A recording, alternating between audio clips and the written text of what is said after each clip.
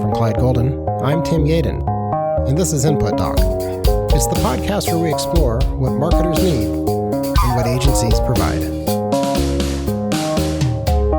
I can confirm it is Dave Conrad. It is actually me. Yeah. I don't have a stunt double standing in for me today. He's off today, so.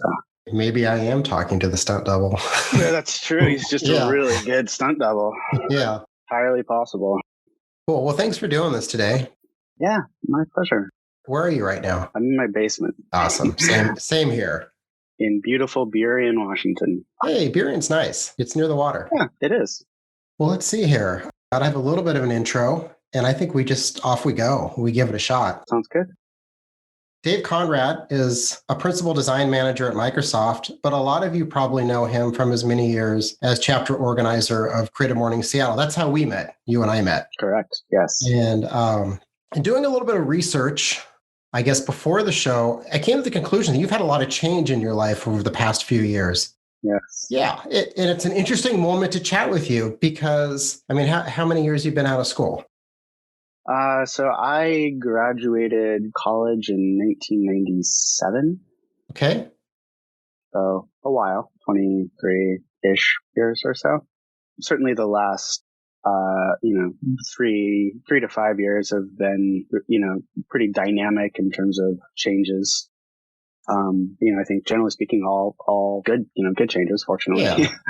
Well, I mean, we all have this moment of wondering what's next. And, in looking through, I saw that you started a creative agency in 2004 and you had it for 12, 13, 14 years. And then you went over to Microsoft, and then you were also organizing Creative Mornings for a number of years and had a shift. Yeah.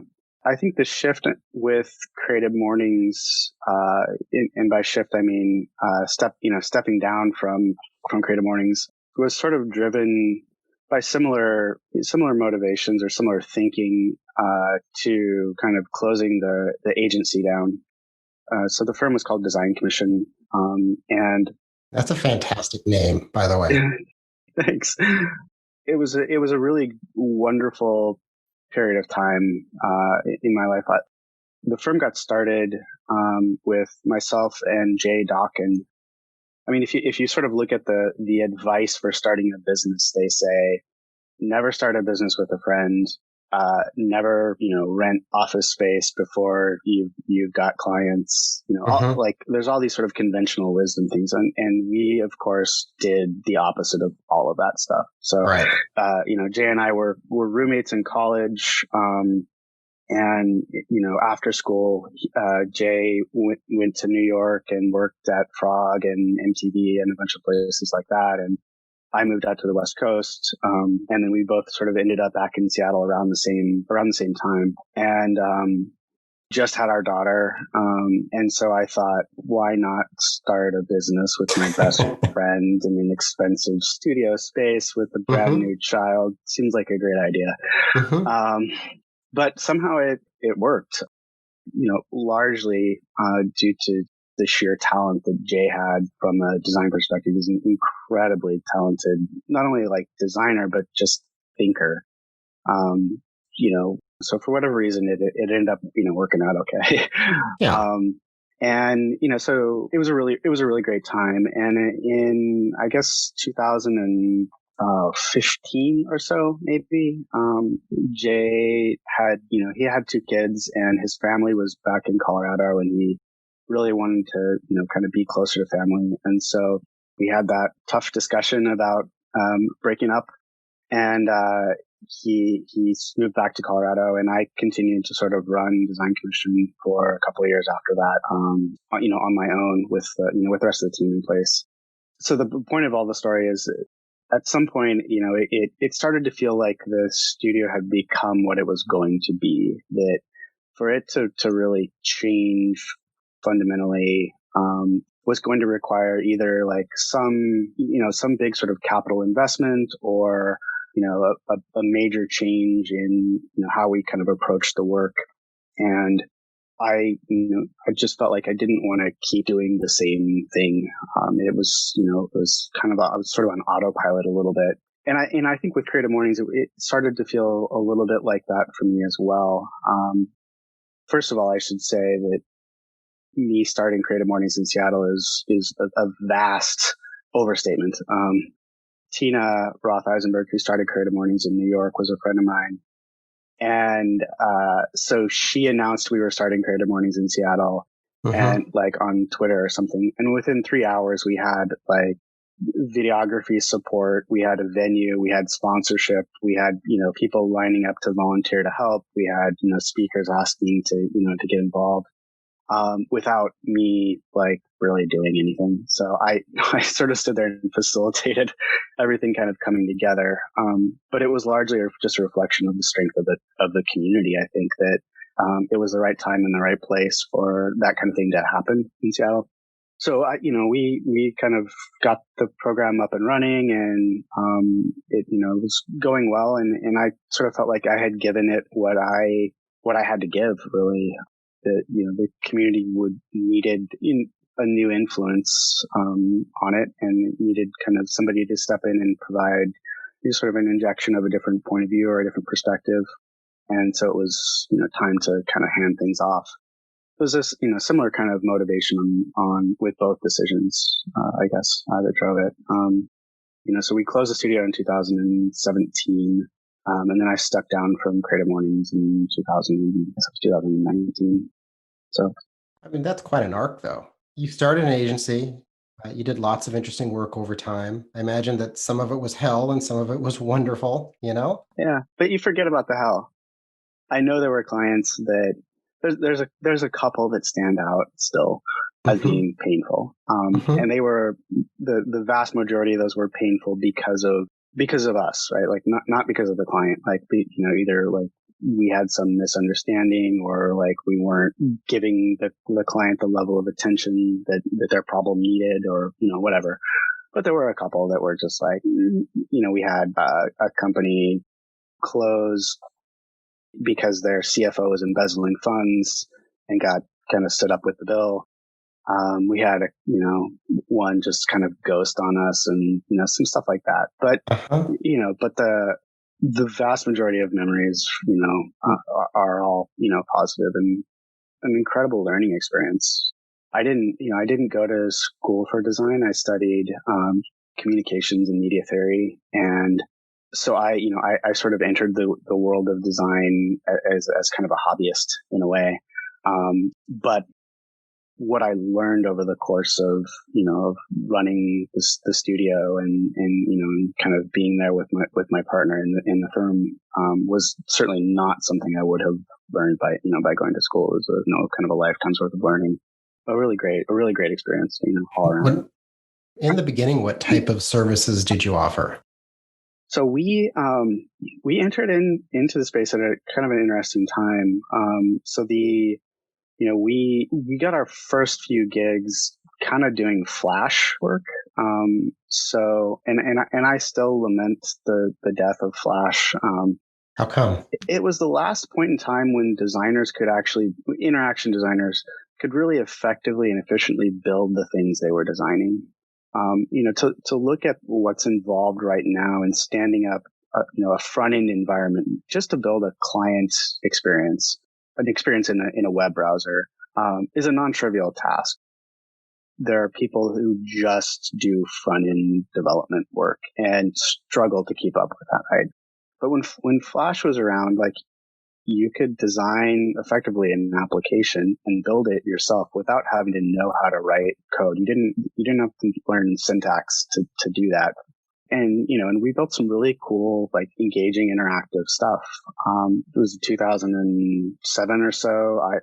The iPhone kind of comes around, and that effectively kills Flash. And, it's since then, like, if we wanted to build something, like, at that point, we had to start hiring engineers, to work for the firm if we wanted to be able to build what we were designing for clients, which was really important.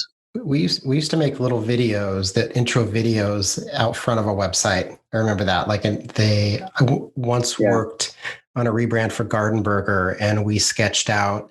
It was a free range freezer in a field. And just goofy little stuff like that came up, and then the freezer. You'd click the freezer, it opened up and took you into the site based on where you clicked in the freezer. Yeah, and I guess a couple of thoughts on that. Like one of like, there's of course the whole skip intro thing where like Flash as a sort of a piece of technology and an experience got abused, because it was too easy to, to build out these elaborate, long, kind of animations, and a lot of people engaging in that weren't necessarily looking at it from a storytelling perspective. So it just wasn't interesting, right? So it's important to acknowledge that, as much as some of us really loved it as a platform, like it certainly had its flaws for sure. The other part of it is as Flash started to die away, a lot of the conventions that we're sort of stuck with right now on the web, really gained a stronghold there. You have a navigation bar at the top of the page, and you have a footer at the bottom of the page, and you have, a 3-column grid, and, all those kind of common conventions now that certainly make it easier to find information that you're looking for. Also really kind of homogenized a lot of the experiences online. And that's not all bad, to be clear. I think that there's certainly pros and cons to it. Being able to sort of work in an environment like Flash allowed us to think about, different kinds of dimensions. So like temporal dimensions and time became a really important part of interaction design, in Flash, because it was easy to sort of reveal information or reveal kind of steps in a process, because of that technology. Thinking about, like multi kind of dimensional experiences and things like that were a lot more, reasonable to build when you have an environment like Flash. So we've lost, I think, some of the kind of, I guess, creativity that was really kind of thriving in the early web, with the current kind of web technologies, just because it's gotten to be, very complex to build things that don't map to that convention. Yeah, that's interesting. There's a generational shift that happens there. Yeah. And I noticed that too.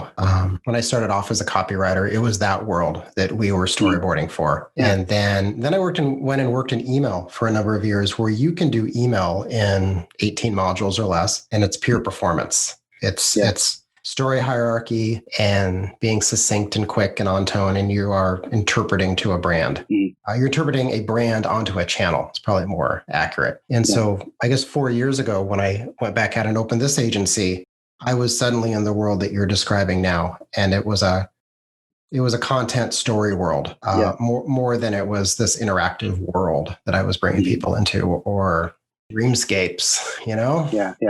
That's interesting. Yeah. That, the craft of storytelling, I think is something that, doesn't get enough attention. And, I think there's certainly a number of reasons that are, kind of influencing that, and probably the attention economy being the biggest one. This sort of pervasive response that I don't have time to listen to your story. Just tell me where I can get the thing. Like, where's the buy button, And so you lose a little bit of the kind of richness, that, is really critical for a lot of, products and brands, I think, to be successful. It's hard to get people to, engage in really deep kinds of ways without getting them to take the time to listen to your story. I hadn't considered, but Creative Mornings is a bit of a protest against that. I think so. I mean, Creative Mornings is a fascinating organization for a lot of reasons. And maybe you can define for somebody who hasn't heard of Creative Mornings. We've talked about it endlessly so far, but what is that thing? Yeah. So Creative Mornings is, depending on who you ask, which is part of the interesting aspect of the story. It is a breakfast lecture series that is hosted by local communities. When I stepped down, it was over 200 cities around the globe. And the format is the same almost universally, which is the events occur on a Friday morning, and they consist of coffee and a light breakfast, and then an hour-long, presentation and QA session by a member of the community. And each community curates their speakers. There's one speaker a month. All of the events are recorded and available to watch, online on the Creative Mornings website for free. So all the content that gets generated there is free. None of the speakers are paid. None of the volunteers are paid. It's an entirely volunteer-run organization. There's a small team of kind of global organizers and administrators based out of New York City that do get paid to do it. All of their kind of salary and overhead is funded by global level sponsors. And the rest of it just runs on in-kind charity and donations. So, we ran Creative Mornings, I think, for the first 5 years without a bank account. Like, we never touched a check. And we basically just said, this bakery is going to give us a deal on pastries. You sponsor A, will you pay the bakery? And, you sponsor B, will you pay the coffee people? And, and most of the venues that we went to were donated in kind. The videography services were donated in kind. Thank you, Bootstrapper Studio, for doing that. So, it's remarkable in that regard. In terms of the format and speakers, so there's a theme each month that's shared globally. And the themes are sort of ambiguous enough that it leaves a lot of room for interpretation. So they might be like serendipity or surprise or fear or color, so then each chapter basically picks a speaker that they think like has some association with that theme. You get a broad range of speakers. So in Seattle here, we had architects, we had, of course, designers and artists, we had musicians, we had doctors, we had entrepreneurs, business owners, founders. So like a huge range of types of professions, kind of coming in to tell, to talk a little bit about, their work or to tell a story about their experience. So they'll come in and talk for 30 minutes or so, and then you do a kind of a Q&A session with them afterwards. That's kind of the format. And they aren't professional speakers. Correct. For the most part. But we had some people that were professional speakers. But part of the problem with professional speakers is they typically get paid to speak. And so they don't want to come and do that for free. Yeah, we had a few that came. So I feel like there's an authenticity to some of the people that you would find, and that it's just a big of a mystery to them about what they were going to talk about as it was to us. There's one of the things I think that we sort of dug into early on was it's about community, really. Like, you're facilitating discussions with people around a shared interest and encouraging them to sort of engage. And some might define that as community building. Part of the deal with being a community is that you can't be in the community if you don't show up for it.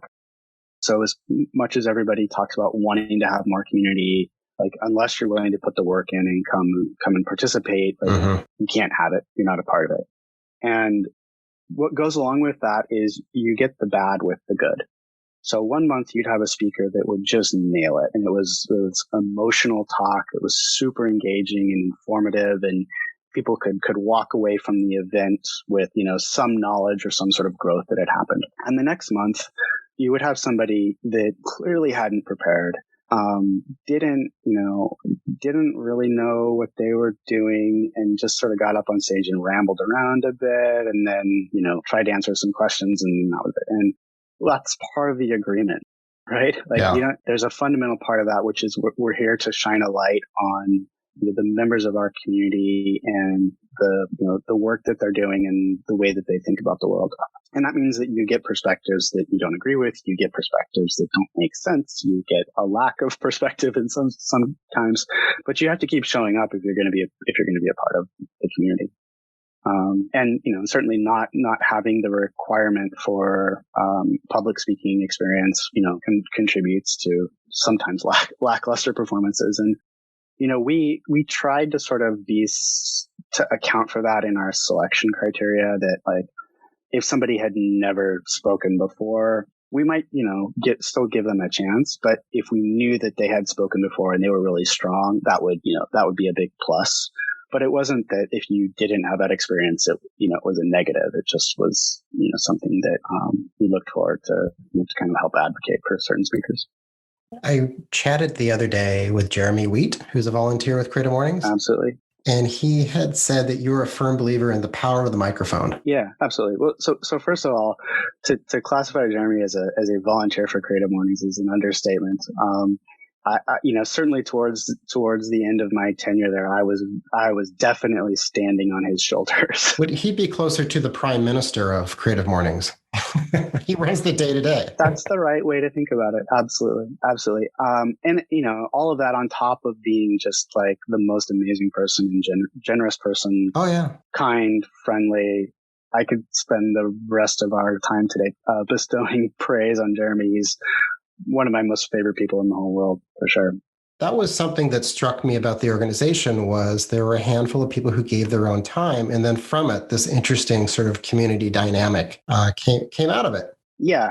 Running an entirely volunteer staffed team was certainly not something that I had any experience with when I started doing it. But one of the things that we learned was it's really easy for people to sort of speak up and say they want to help. But you can't force them to do it. Mm-hmm. So you have to kind of make space for people to like have impact in ways that they feel like they want to, and look for opportunities where people can do more. And this isn't really any different than leading or managing a team in a for-profit organization. You look for opportunities to kind of cultivate the talents on the team and help people sort of grow and have impact. And for people who are, kind of part-timing it or, in it for, reasons that maybe don't align with the mission of the organization, you don't sort of give them as much attention. And this is a little bit of that like power of the microphone, and that like if you give people a platform, whether that's a platform to tell their story on stage or a platform to volunteer and help, support an organization, it's up to them to take advantage of that. You give them the opportunity, and then you sort of step back and see what happens. If what happens is positive, you encourage that and try and continue to sort of have that engagement. And if it's not, then sort of move on. Trying to force something there was never very successful, for me. And it usually just led to everybody being frustrated.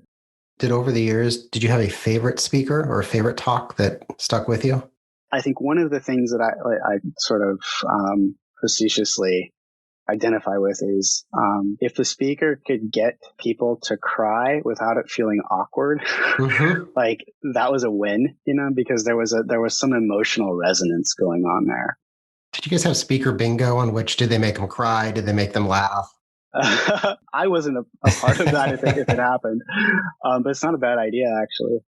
Some of my favorite talks were Mark Barros, who is the sort of founder of Moment Lenses, came and talked about, prior to starting Moment, he had a camera company called Contour, which was sort of a very early precursor to the GoPro.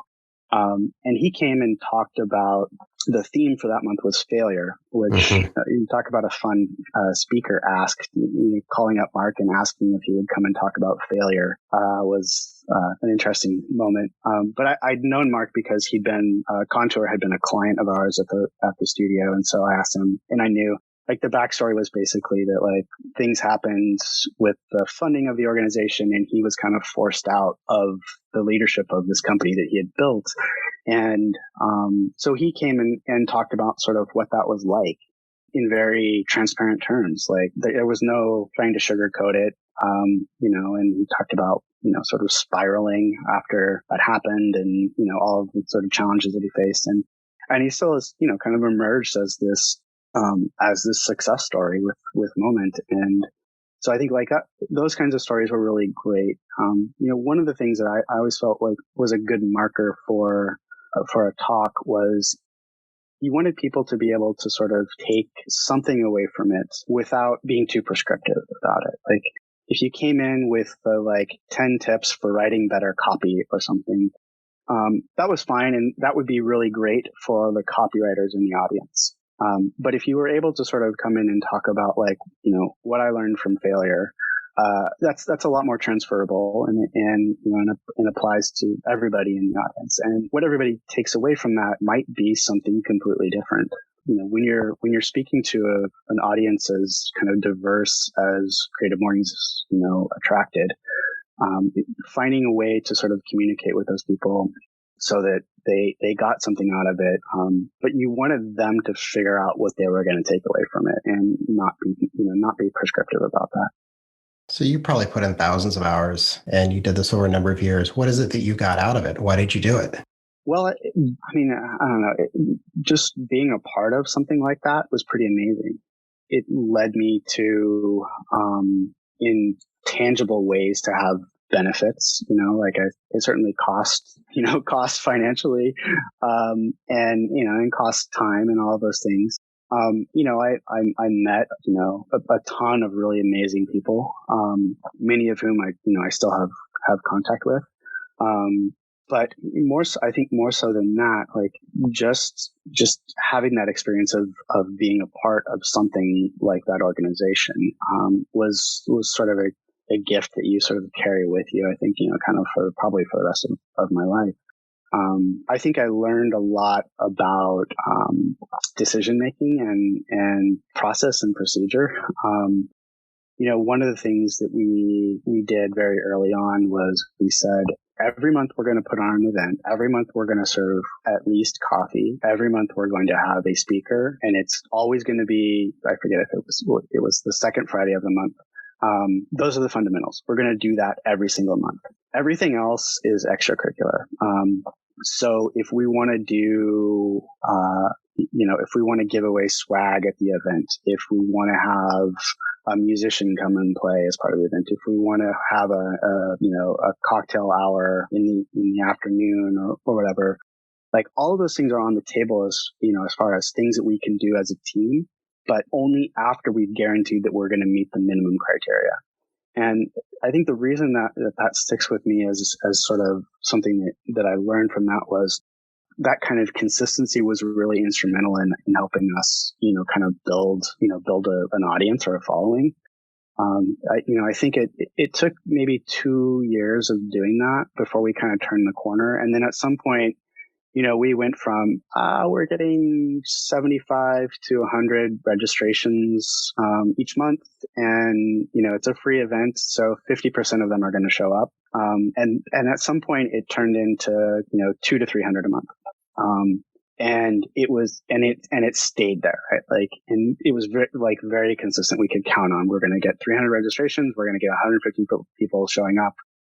And the cool thing was that a lot of those 150 people that showed up were the same people, but there was also a portion of the audience that was new every month. I would always ask the question, how many people are here for the first time? And there was always 20 people, in the audience that were there for the first time. And the joke was like, where the hell have you been? We've been doing this for 7 years. Like, how is this the first time you're coming? I think our kind of consistency there was really important, just in trying to kind of carve out mind space, in the community. They knew second Friday of the month, I go to Creative Mornings. And that was something where, I think like getting the chance to sort of experiment with like, what are our fundamental principles that we're operating on? What are the decisions we know we have to make every month? It benefits the sort of outcome, but it also lightens the load of it. It means that like we have a checklist, and every month we go down the checklist and do the things on the checklist, and we're good, and we don't have to worry about anything else. No further discussion is necessary, kind of. And I think that was a good lesson. Did you find common threads in that with building a business, it taking time? Yeah, absolutely. I would say with the business, it's harder.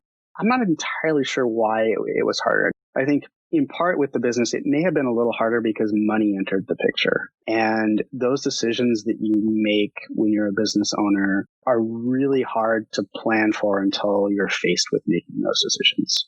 What's an example of that? Without naming names, there's a company that you really want to work with. And you think you can really do great things for them. And you get this opportunity to work with them, only it's not doing the kind of thing that you want to be doing for them. Do you take that job or not? And there are a number of things that factor into that. There's, of course, the decision of taking this on will sort of will it be able to get our foot in the door, and that will enable us to do the kind of work for them that we want to do. And we're ridiculously optimistic, and the answer to that question is almost always yes. Like, well, yeah, we can, it feels like some progress. We'll build the relationship and kind of work our way in that way. Do we need the business? Do we have time to take this on and give it the attention that it deserves? How are we doing on cash?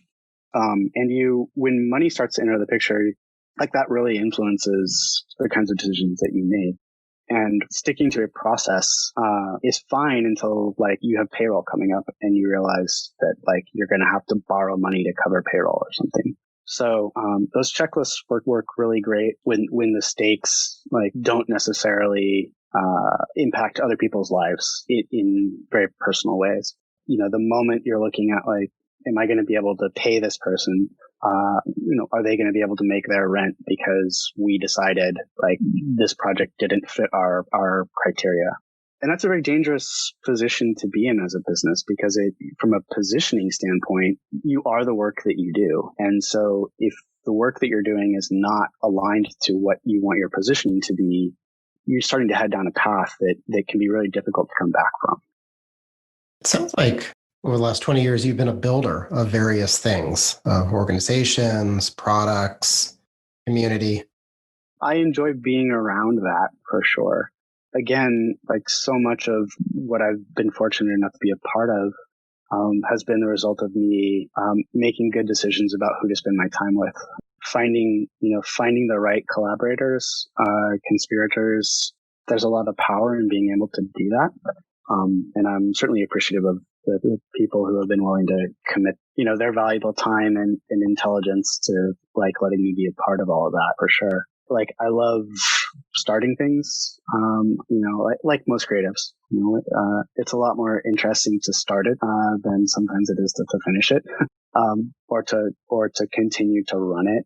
But I think I've done a good job of finding ways to keep that part of it interesting, so that I'm able to kind of see things through for the most part. I think I had one last question I was going to ask you. If you were to give a talk at Creative Mornings, what would your talk be? That's a good question.